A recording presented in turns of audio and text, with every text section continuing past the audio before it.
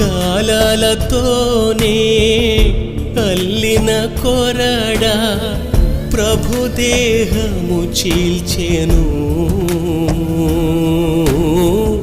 నీ దివ్య రూపం చిదిమింది నేనే, నా అంధకారం మోసింది నీవే.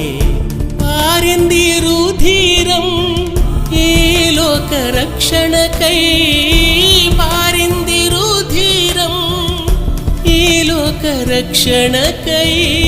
నే మోస్తూ బ్రతికేది నీ వార్త భారం.